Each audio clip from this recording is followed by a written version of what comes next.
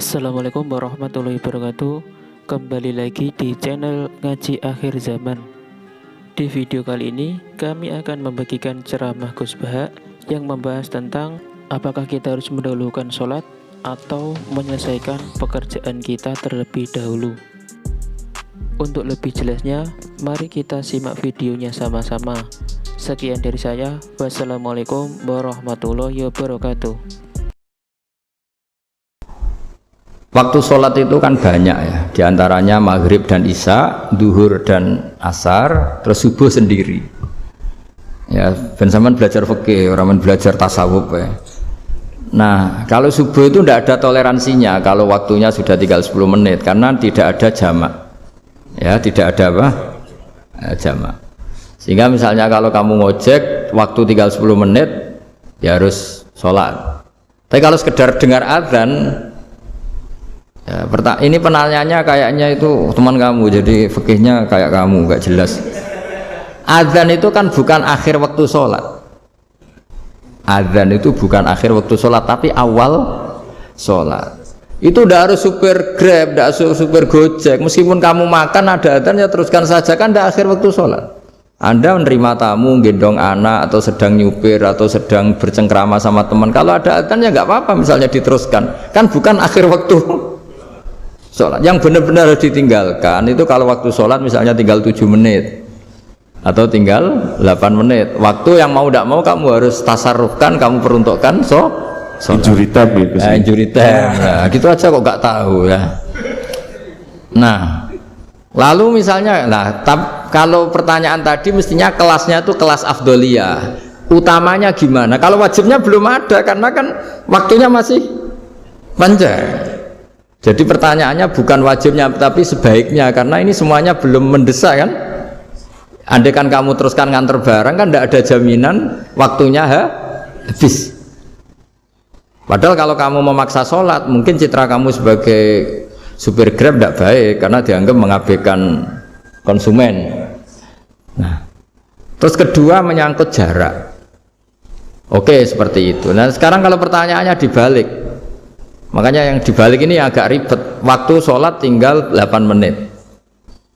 Ada konsumen yang minta diantarkan saat itu dan acaranya ke mall happy-happy. Maka fatwa kita sebagai ahli fikih, ya tantang saja, saya mau sholat dulu. Kalau nggak sabar ya silakan cari yang lain.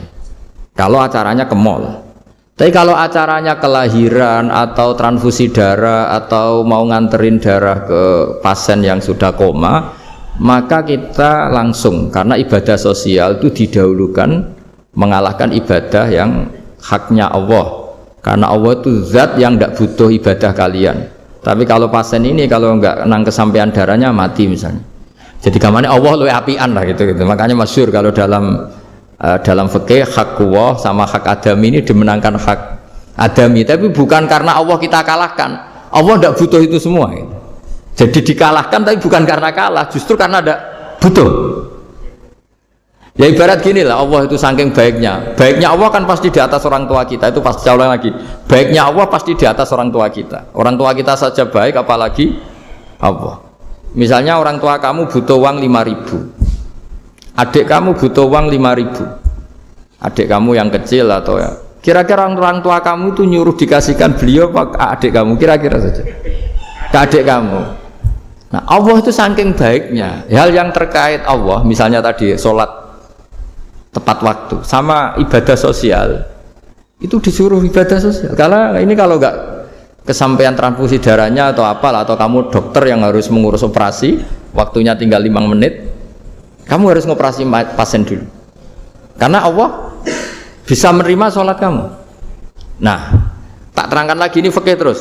Lalu sholat yang apa? Kalau sholat itu antara maghrib dan isya dan nanti yang terlambat itu maghrib, kita ngikuti ulama yang mengatakan jika ada darurat maka maghrib dan isya boleh dijamak meskipun tidak atas nama pergi.